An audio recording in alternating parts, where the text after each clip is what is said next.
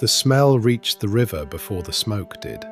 Burning timber, burning thatch, and beneath it something the men camped along the Orb did not want to name.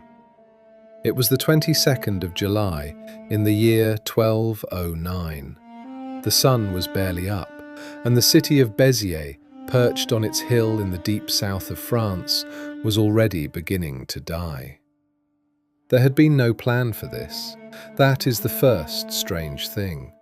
The great army that had marched down from the north, knights with crosses sewn onto their tunics, professional soldiers, mercenary bands the chroniclers called routiers, and pilgrims hungry for the forgiveness of their sins, had only just arrived.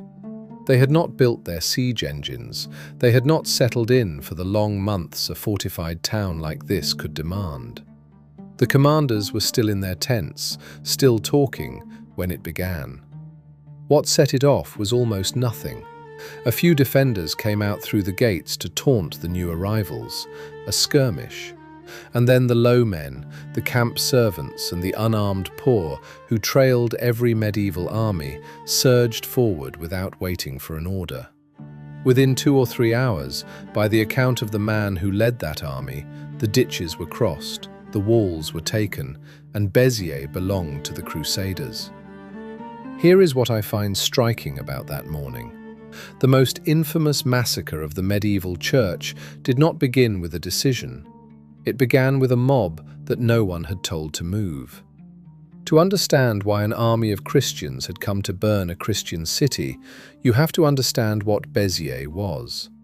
Languedoc, this whole sun-warmed corner of the south, was not really France yet, not the way we mean it. The people here spoke their own language, Occitan, the tongue of troubadours and love poetry.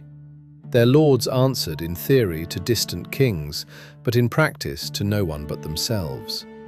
The count who ruled much of the region, Raymond VI of Toulouse, was himself a poet and a man of culture, a ruler who by one account hated war and shielded the freedoms of his cities. It was a wealthy place, a tolerant place, and it had become home to a movement that Rome had come to fear more than any foreign enemy. The church called them heretics. They called themselves something gentler, the good men, the good women. What set them apart was not violence or ambition. By every description that survives, theirs was a faith of refusal. The most devoted among them, the ones the church called the perfect, owned nothing. They wore plain, dark robes. They ate no meat. They held women to be the spiritual equals of men, which was, in the year 1209, a genuinely radical thing. And they walked the dusty roads of the south on bare feet, tending the sick and asking for little. To a population that watched its own bishops grow rich, these wandering ascetics looked uncomfortably like the early Christians the church claimed to descend from. That, I suspect, was the real danger. Not only what the good men believed, but how good they looked while believing it. And the official charge against the city was simple. It was sheltering them. Days before the slaughter, the Bishop of Béziers had ridden out to negotiate. He came back with a single demand from the army's commander, a papal legate and Cistercian abbot named Arnaud Amalric. Hand over the heretics. The bishop carried a list, 222 names, mostly of these good men, the leaders of the forbidden faith. That list, remarkably, still survives. The townspeople could read it. They knew exactly who was being asked for, and they refused. The way I read this refusal is the part that gets lost. These were not all heretics defending their own. Most of Béziers was ordinary Catholic. They were being offered their lives in exchange for 222 neighbours, and they said no. What happened to them afterward, we do not have to imagine, because the man responsible described it himself. According to the letter Arnaud Amalric wrote to Pope Innocent III a few weeks later, his men spared no one, no rank, no sex, no age, and put to the sword almost 20,000 people. After the slaughter, he wrote, the whole city was despoiled and burned as divine vengeance miraculously raged against it. 20,000. Now, most historians today believe that number is too high. The city likely held fewer than 15,000 souls, and some certainly escaped. But notice what's missing from the usual telling. That figure is not an accusation invented by the abbot's enemies.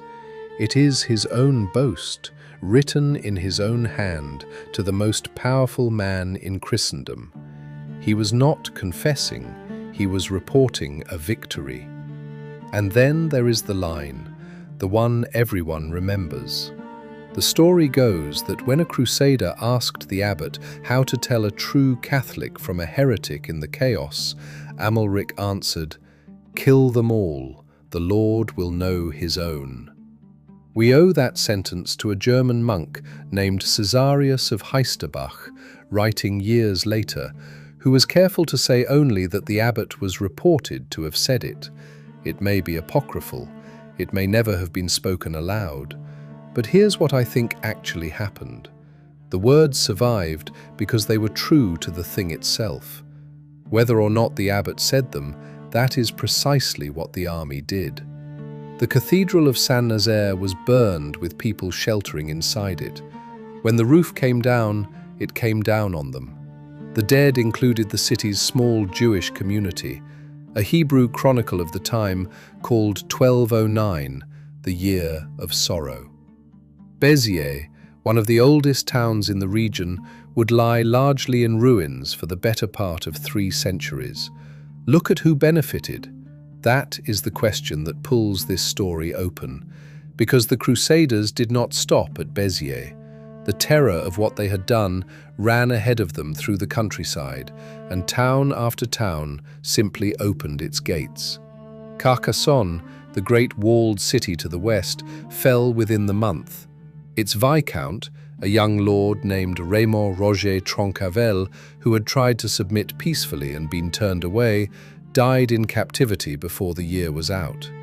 His lands, his castles, his vineyards, his titles did not pass to his heirs. They were handed to a hard, ambitious northern lord named Simon de Montfort, a man who would spend the next 9 years turning a brief holy war into a permanent conquest. We've seen this pattern before in history, a sacred cause declared at the top and a map quietly redrawn underneath it. And that is the thing about the official story. The crusade was preached as a war to save souls, but the souls were in the south, and so was the land, and so was the wealth. The men who came down to do the saving were promised the forgiveness of all their sins in exchange for just 40 days of service, and many of them went home, on top of that, considerably richer than they arrived. Follow the money, and the holy war starts to look like something with a harder edge underneath.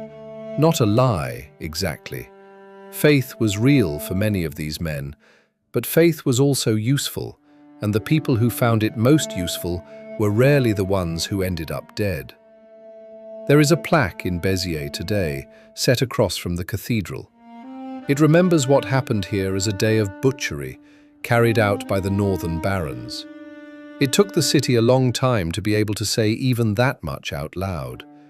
And here's what I think we tend to forget, sitting comfortably 800 years away. The people who did this were not monsters in their own minds. They believed, most of them, that they were doing the work of God. That is the uncomfortable part. The terrifying lesson of Béziers is not that evil men did a terrible thing.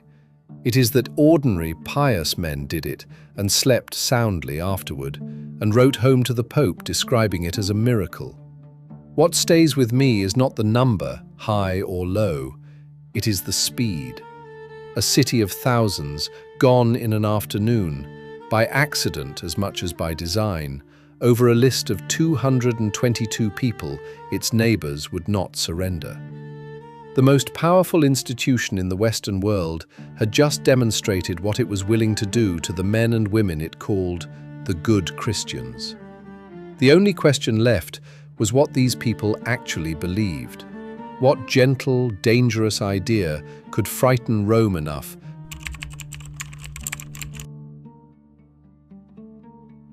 What does it mean for a faith to be good? Not true, that is a different question and a harder one. Just good. Kind in practice, gentle to the poor, honest about money, decent to women. You would think a church like that would be safe. You would think the last thing the most powerful religious institution on earth would do is march an army across a country to burn it out of existence. And yet, that is exactly what happened in the south of France. So the question worth sitting with is not why the Cathars were destroyed. It is why goodness, of all things, was treated as a threat. To find the answer, you have to walk back from the smoke and the sieges, back into the years before any of it, into a region that for a while looked like one of the most tolerant places in medieval Europe. The land was called Languedoc, and it ran across the warm south from the foothills of the Pyrenees toward the Mediterranean. Its great unofficial capital was Toulouse. Its literary language was Occitan, the tongue of the troubadours, those wandering singers of courtly love, whose songs would shape European poetry for centuries.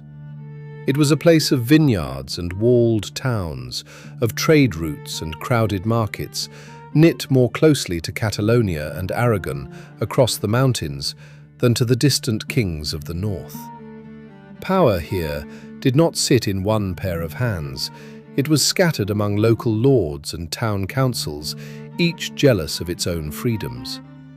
And into that loosely governed, prosperous, talkative world, a different kind of Christianity had quietly taken root. The church gave them a label drawn from the town of Albi, Albigensians. History would remember them by another name, the Cathars, but they did not call themselves any of these things. Among themselves, they were simply the bons hommes and the bonnes femmes, the good men and the good women. Here is where I have to be careful, and so do you. Almost everything we think we know about what these people believed comes to us second-hand, written down by the very church that wanted them gone. So when I describe their faith, understand that I am describing the portrait their enemies painted. Keep that in the back of your mind. We will come back to it. The portrait goes like this. The Cathars, the church said, were dualists. They believed not in one God, but in effect in two powers, a God of pure spirit and light, and a darker force that had made the physical world. To them, matter itself was the problem. The body, the earth, the whole visible world was the work of the lesser power, a kind of prison. And the soul, trapped inside it, longed to get home. They read the story of creation and came away believing that the world was not a gift, but a trap. From that one idea, everything else followed. If the material world was corrupt, then wealth was corruption made visible. And so the most committed Cathars, the ones the church called the perfect, renounced it entirely. They owned nothing. They ate no meat, drank no wine, took no spouse. They wore plain, dark robes and travelled in pairs through the countryside, working with their hands, tending the sick, asking almost nothing of anyone. The way I read this, the genius of the movement was never the theology. Ordinary people in a medieval village were not staying up at night debating two divine principles. What they saw was simpler and far more dangerous to Rome. They saw holy men who actually lived the way holy men were supposed to live. There was one more thing, and it mattered more than any doctrine. The Cathars let women lead. A woman could become one of the perfect. She could perform their central rite, a kind of spiritual baptism the Cathars called the consolamentum, the consolation, passed not through water, but through the laying on of hands and the words of their gospel. It could be given over a lifetime, or whispered over the dying. According to the encyclopedias that gather the scholarship on the movement, women joined the perfect in significant numbers, many of them widows, running their own houses, hearing confessions, leading prayer. In a century when the Catholic Church reserved every sacred office for men, this was not a small difference. It was a quiet revolution, and it drew women to the faith in numbers the Church found alarming. If you ask me where that openness came from, the answer lies in the strangest corner of their belief. The Cathars, by these same accounts, held that the soul was neither male nor female, that it was pure spirit, and that it could be born and reborn, a man in one life and a woman in the next, until at last it learned to turn away from the material world for good. If the soul itself had no sex, then the body's sex meant nothing before God. They gave Mary Magdalene a place of honor the Roman Church never had, treating her as a teacher at the very heart of the faith. Strip away the centuries of dispute, and you are left with a movement that looked at half the human race and saw equals where Rome saw subordinates. That alone would have made it dangerous. Now look at the contrast, because the contrast is the whole story. On one side, a Cathar perfect, barefoot, penniless, owning a single robe. On the other, a Catholic bishop of the same region who might hold vast lands, collect tithes from the peasants, and live in a manner that looked nothing at all like the carpenter from Galilee. The common people of the south were not stupid. They could see the difference with their own eyes, and by the thousands they began to drift away from Rome and toward the good men. This is the part the official history tends to rush past. Rome's first response was not the sword, it was words. The Pope sent his finest preachers south to win the people back through argument, to meet the heretics in open debate and out-reason them. Among those preachers was a Castilian priest named Dominic, a man of fierce conviction who would go on to found an entire order in answer to this crisis. And here's what I find striking. They debated, and they kept losing. The barefoot heretics, living their stripped-down gospel, kept making the better case to the crowds. You cannot out-argue a man about poverty while wearing silk. Notice what's missing from the way this is usually told. We are taught to imagine heresy as a dark, secret, frightening thing. But in the south of France, for a generation, it was none of those. The good men lived and worked openly among their neighbors. There were no hidden cells, no whispered passwords, not yet. There was simply a competing church, out in the daylight, and it was winning. That is what Rome could not abide, not a conspiracy in the shadows, but a rival in plain sight. We've seen this pattern before in history. When an institution cannot win on the merits, it rarely concedes the merits. It changes the rules of the contest. And that, slowly, is what Rome resolved to do. If the good men could not be out-preached, they would have to be removed by other means. Now, before we go further, I owe you the honest part I promised. A generation of historians, working in our own time, has raised an unsettling possibility. Scholars like Mark Gregory Pegg and R.I. Moore have argued that this neat, organized Catharism, with its tidy doctrines and its bishops, may itself be partly an invention, a system imposed on a scattered set of dissenters by the churchmen and inquisitors writing about them, and later by the historians who took those churchmen at their word. The way I read that debate, it does not erase the people who suffered. It sharpens a question we should never lose sight of. How much of what we know about any persecuted group is really just the testimony of the ones who did the persecuting? The debate is genuinely unresolved, and it raises a haunting thought, that we may not be looking at the real faces of the good men at all, but only at the shapes their accusers drew around them. Hold both of those truths at once. Something real was happening in the south, real enough that real people would soon walk into real fire rather than recant it. And yet the clearest portrait we have of them was painted by the hand that struck them down. That tension does not go away. If anything, it deepens everything that follows. What stays with me about this whole quiet chapter is the timing. The killing had not started yet. The debates were still being held. For a brief window, two visions of what it meant to be a Christian stood face to face in the same sunlit country and simply argued.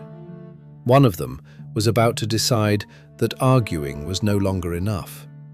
And the moment a faith stops trying to persuade you and starts trying to compel you is the moment to watch most closely. Because everything cruel that came after was already waiting inside that decision.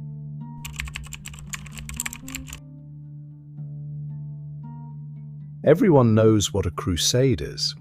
Armies marching east toward Jerusalem, crosses on their tunics, fighting for the Holy Land against a distant enemy. That is the picture the word was built to carry. Here is the part that picture leaves out. The longest, in some ways the cruelest crusade of the medieval age never went anywhere near Jerusalem. It was fought in the vineyards and hilltop towns of southern France by Christians against Christians. And the men who preached it as a war for God's kingdom came home, many of them, holding the deeds to other people's land. To understand how a holy war turned inward, you have to start with a single death on a riverbank. His name was Pierre de Castelnau. He was a Cistercian monk, sharp and unbending, sent south by Pope Innocent III with one task: to make the Cathar heresy disappear. For years he tried. He preached, he threatened, he leaned on the local lords to enforce Rome's will. The greatest of those lords was Raymond VI, Count of Toulouse, a cultured, slippery man who governed a population riddled with heretics and showed very little appetite for burning his own subjects. Castelnau pressed him. Raymond stalled. And in 1207, the legate did the most powerful thing a churchman could do to a Christian prince. He excommunicated him. Then, on a January morning in 1208, near the Rhône, it ended. Pierre de Castelnau was assassinated, struck down, the accounts say, by a knight in the service of Count Raymond. Here is what the official record cannot tell you, even now: whether Raymond ordered it. It was never proven. He denied it. There was no real investigation, but notice what's missing from that uncertainty. It did not matter. Innocent III did not need a conviction. He needed a cause. And a murdered papal legate lying on the bank of a river was the most useful cause imaginable. Within weeks, the Pope had excommunicated Raymond again and called for a crusade. The way I read this, the speed is the tell. The machinery did not have to be invented. The same engine that summoned armies for the Holy Land was simply turned around and aimed at the south of France. Crusading indulgences, the full forgiveness of a lifetime of sins, were offered to any man who would take up the sword against the heretics. And there was a detail in the fine print that changed everything. To earn that forgiveness, a northern knight had only to serve 40 days. 40 days, and your soul was clean. You did not have to cross a sea or a desert. You barely had to leave home. Now here is the belief I want to challenge, the one the Church told about itself and that history half swallowed. The story Rome wanted remembered is that this was a war of faith, heaven's anger made flesh, a holy cleansing of a spiritual disease. And for some of the men who marched, that was true. They believed it. But follow the money, and a second story rises up underneath the first, and it does not cancel the faith so much as ride on its back. Because Languedoc was rich. Its land was fertile, its towns were prosperous, and its lords held it loosely, divided among rival families with no strong king to defend them.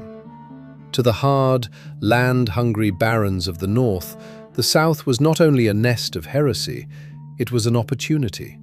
A holy war that handed the property of heretics to whoever conquered it was, for an ambitious northern lord, the offer of a lifetime.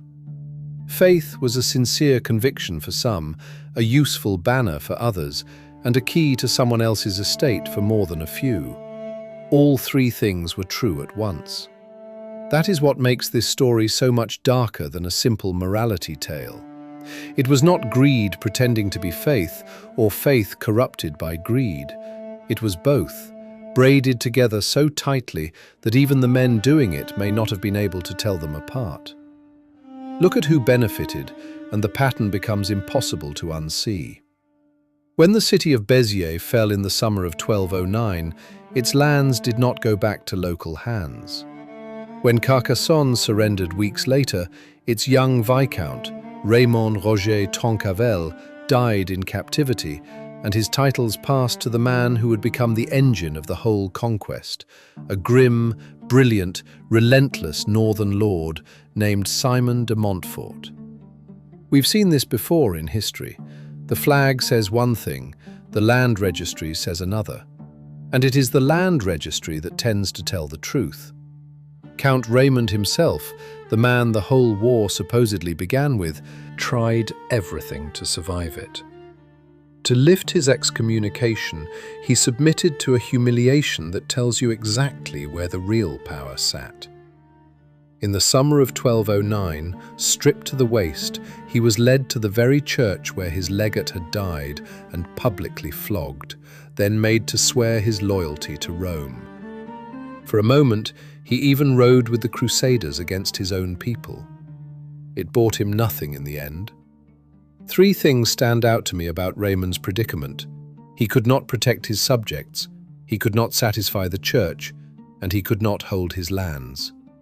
The war had outgrown its own stated cause, and a count who had spent his life balancing rival powers found there was no longer any balance left to keep. What followed was not a quick war. It ground on for 20 years. Town by town, castle by castle, Montfort pushed his campaign across the south, and the burnings began in earnest. At the town of Minerve in 1210, after its surrender, those Cathar perfect who would not renounce their faith, by the accounts that survive, around 140 of them, were put to the fire. Only a handful recanted, the rest did not. At Lavaux the next year, hundreds more were burned, and the lord who had defended the town was hanged. The tide seemed to turn in Montfort's favour in 1213, at a battle near the town of Muret, where his smaller force shattered a southern coalition, and the King of Aragon, who had come to defend his neighbours, was killed on the field. For a few years the conquest looked complete. Then, in 1218, besieging the great city of Toulouse, Simon de Montfort was struck down and killed, by one account, by a stone hurled from the walls. The man who had turned a 40-day crusade into a private empire did not live to keep it. But the machine he had built did not stop. It had its own momentum now, and it would grind on long after the men who started it were gone. And here is the detail that haunts me most, the one I cannot quite set down. According to the chronicles, the perfect did not have to be dragged to the flames. Many walked. Given the choice between their lives and their faith, they chose the fire, and some of them, the sources say, went into it singing. Now you have to hold those chronicles loosely, because they were written by men with reasons to dramatize. But the core of it is hard to dismiss. People were dying in large numbers, rather than say 3 words that would have saved them. Whatever the good men actually believed, and we have seen how uncertain even that is, they believed it enough to burn for it. This wasn't the first time a war of conquest dressed itself in a war of belief, and it would not be the last. The mechanism is older than the Cathars and younger than this morning's news. You declare a moral emergency. You define an enemy whose existence threatens everyone. You offer ordinary people a reward for joining, salvation, security, a share of the spoils. And then, almost as an afterthought, the borders move, the wealth changes hands, and the people who called for the war end up holding most of what it produced. The costume changes from century to century. The script holds remarkably steady. What stays with me about this chapter is how little the official justification finally mattered to the outcome. Innocent III had wanted to purify a faith. What he set in motion did something else entirely. It broke the independence of the South, drained the wealth and power of its old families, and started the long process by which Languedoc, a place with its own language, its own poetry, its own ways, would be absorbed into the Kingdom of France. The heresy was the reason given. The map was the result delivered. And by the time anyone stopped to ask whether those were the same thing, the fires had been burning for a generation, and the south of France would never be itself again.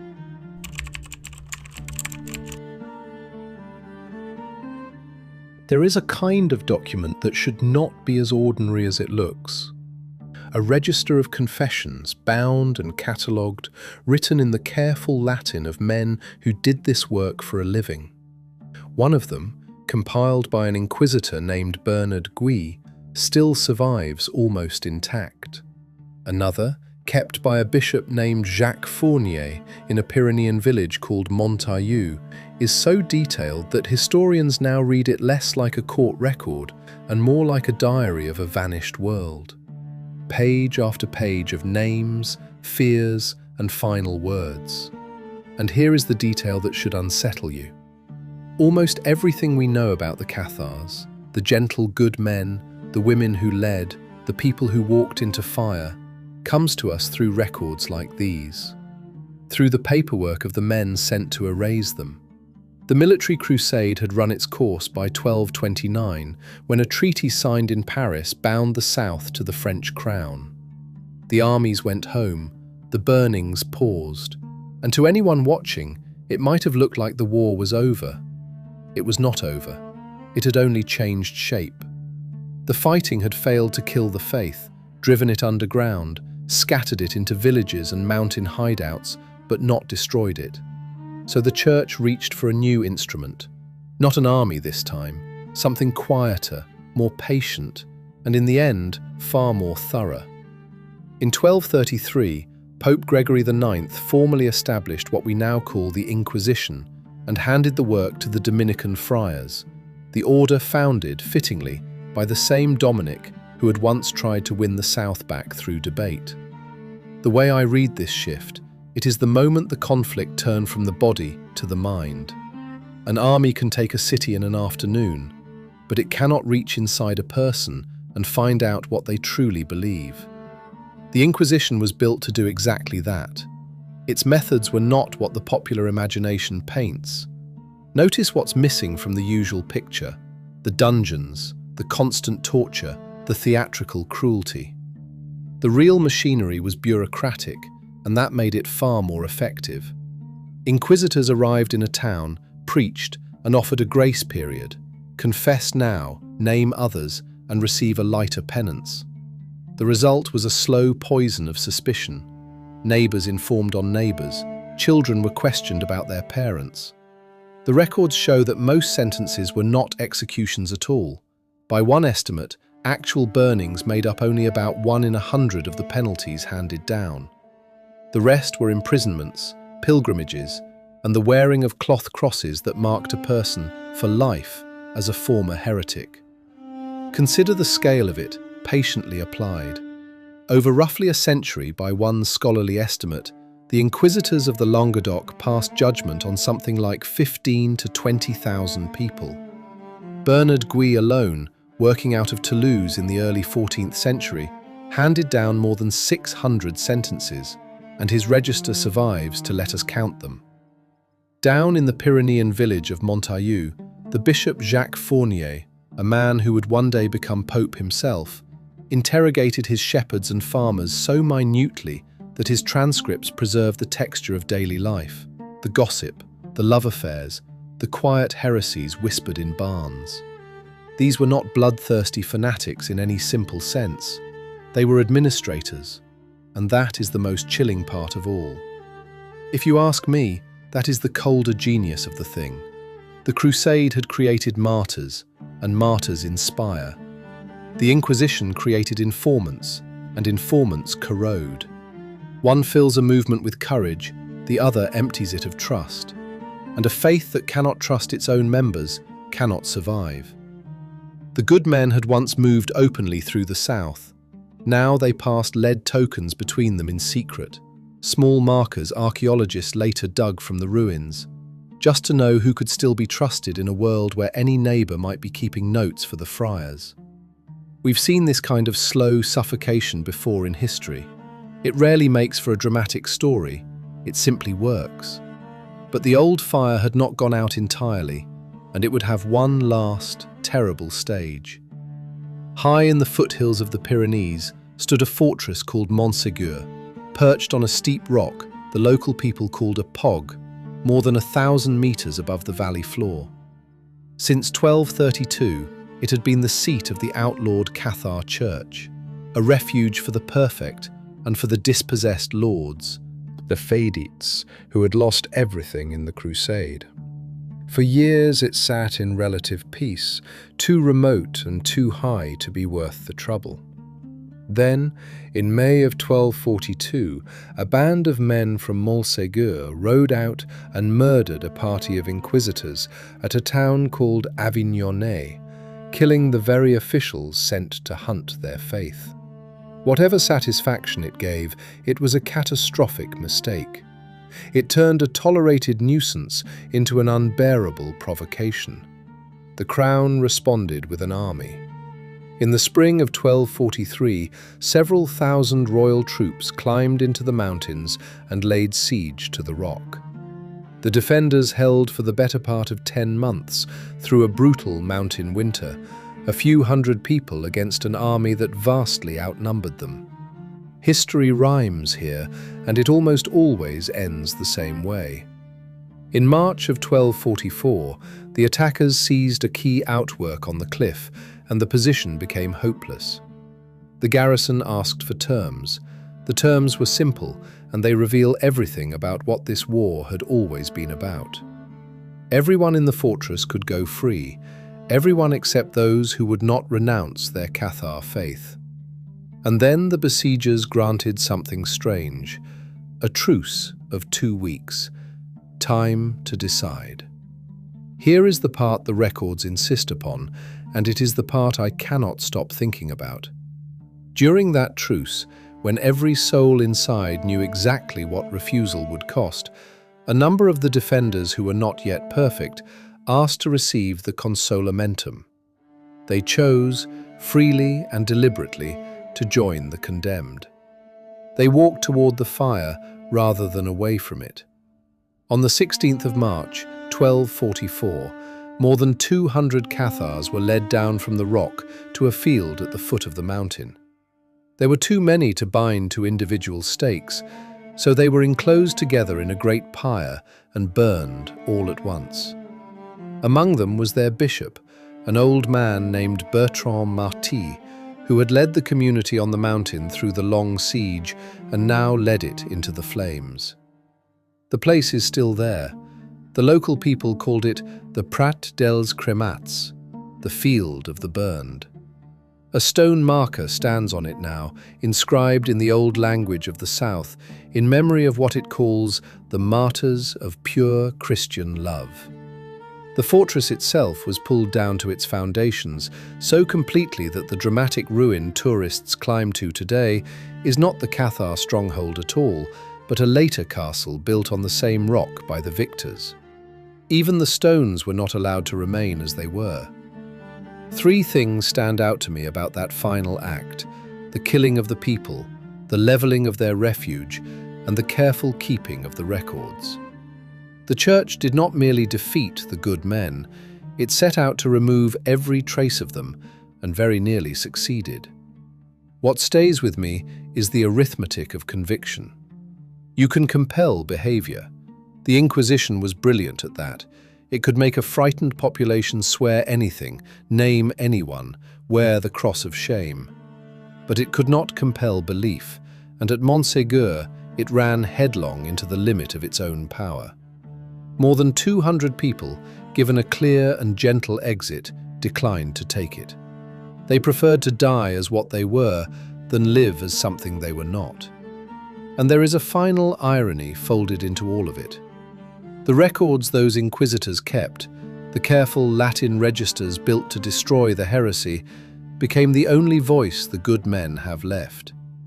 We hear them now only through the mouths of the men who burned them. Whether that voice is true or distorted by the hand that wrote it down is a question that does not close. It was the central question from the start. And as the last fortress fell and the smoke cleared over the south of France, that question was the only thing the Cathars had managed to leave behind.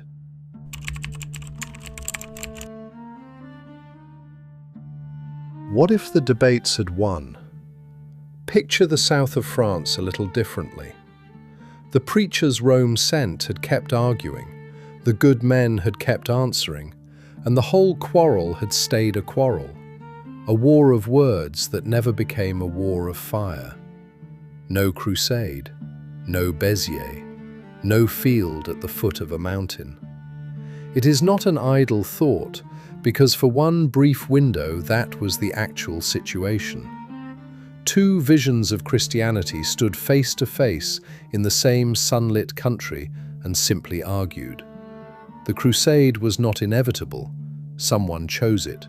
And the moment they did, a different future closed forever, and the one we got, the one with the ashes in it, became the only one there is. So before the smoke clears for good, it is worth pulling the threads together and asking what, in the end, this story was actually about. Strip it down, and three forces were braided through all of it. The first was the faith itself, the gentle, austere dualism of weavers and farmers and barefoot perfect, who looked at the wealth of the church and concluded it had lost the thread of its own gospel. The second was raw geopolitics, the hunger of northern lords for a rich southern land and of a French crown for a kingdom whole and obedient. By treaty and marriage and inheritance, the county of Toulouse, once a world unto itself, would pass quietly into the hands of the kings of France within 2 generations. The third force was the slow, patient machinery of control, the Inquisition, which learned that you do not need to win an argument if you can simply outlast everyone who disagrees with you. Faith, land, and control. Pull back, and you'll notice that they were never really separate. The holy war and the land grab and the bureaucracy of suspicion were not 3 stories. They were one. And the killing did not end with the great pyres. It tapered off into something almost lonelier. For decades after the fortresses fell, the Inquisitors kept hunting the last believers through Pyrenean villages, one frightened shepherd at a time. The faith made a final, flickering comeback in the early 14th century, only to be tracked down again. The last known Cathar perfect, a man named Guillaume Bellibaste, was betrayed by an informer and burned in 1321, more than a century after the army first appeared outside Béziers. With him, the open practice of the faith simply stopped. What strikes me most about that ending is its patience. The Crusade had wanted to destroy the Cathars in an afternoon. In the end, it took the Inquisition 100 years to do it properly, name by name, village by village, until there was no one left to burn. And here is the question that should keep you up at night. The Church set out to erase a heresy, and in the most literal sense, it succeeded. The last of the good men were hunted into the mountains and the records. By the early 14th century, the open faith was finished. The fortress that had been their refuge was torn down to its stones. The history of the Cathars, from that point forward, would be written almost entirely by the men who had destroyed them. That is the part I keep returning to. We have spent this whole story describing a people whose own voice barely survives. Everything tender we said about them, the equality of women, the refusal of wealth, the willingness to die rather than recant, reaches us filtered through the paperwork of their enemies. And a generation of serious historians has argued that the very shape we give them, the neat religion called Catharism, may itself be partly a thing their accusers built. The way I read that uncertainty, it is not a footnote. It is the whole haunting center of the thing. When a power erases a people and then writes their history, how would we ever know what we lost? We are left holding the testimony of the executioner and asked to imagine the face of the condemned. But the condemned did leave a few words of their own, smuggled out through those very Inquisition records, and one of them cuts to the bone. A Cathar named Pierre Autier once asked a follower a simple question. There are two churches, he said, one that flees and forgives, and one that owns and flays. Which of the two do you think is the better? The man, he asked, a shepherd, answered without hesitation that surely the church that forgives was the better one. Notice what that exchange does. It does not argue theology. It does not defend dualism or two gods or any of the doctrines the Inquisitors were so anxious to record. It simply asks you to look at how a thing behaves and judge it by that. A church that forgives or a church that flays. And 800 years later, standing in the ash of everything that followed, it is still a hard question to answer cleanly, which is perhaps the most damning thing that can be said about the institution that asked it to be burned. You might think this is ancient history, but the mechanism we have traced is not buried in the 13th century.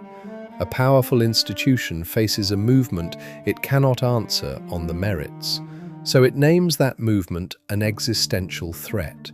It offers ordinary people a reward for turning against it. It replaces argument with force, and then force with surveillance, and then it writes the only surviving account. Replace the robes with uniforms, the indulgences with ideologies, and you are no longer reading about the Cathars. You are reading about the 20th century and parts of the 21st. Different costumes, the same patient cruelty underneath. We've seen this play out in every era that followed, which is why it is worth naming the steps plainly. A group is declared not merely wrong but dangerous. The danger justifies removing their rights, then their freedom, then their lives. The people who carry it out are promised that they are protecting something sacred, and when it is over, the victors keep the only records, so that future generations inherit the story as the persecutors chose to tell it. Once you have seen that sequence in the fires of Languedoc, you start seeing it everywhere. That is the uncomfortable gift this history gives you. It does not let you believe it could only have happened to them, only back then. There is one more thing to tell, and it lands quietly. In 2016, the local Catholic Church of the region offered a formal apology for the violence done to the Cathars all those centuries ago. 800 years is a long time to wait for an institution to say it was wrong. Whether such a thing means anything after the people it might have comforted have been dust for 30 generations is a question each of us has to answer for ourselves. History does not teach us who was holy and who was wicked.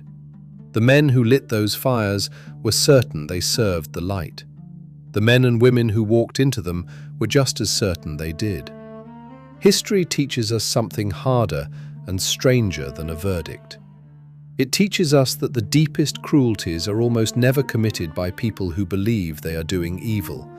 They are committed, calmly and even prayerfully, by people who are sure they are doing good.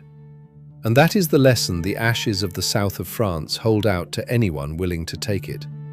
Go and stand, if you ever can, at the foot of the mountain called Montsegur. There is a field there. The people of the south still call it the Prat dels Cremats, the field of the burned. A single stone stands in it, low and plain, carved in the old language they spoke. It does not mention heresy, it does not mention crusade or pope or king. It remembers the dead, simply, as the martyrs of pure Christian love. More than 200 people chose that field over a lie. The institution that killed them is still standing. So, against every expectation, is the question they died asking.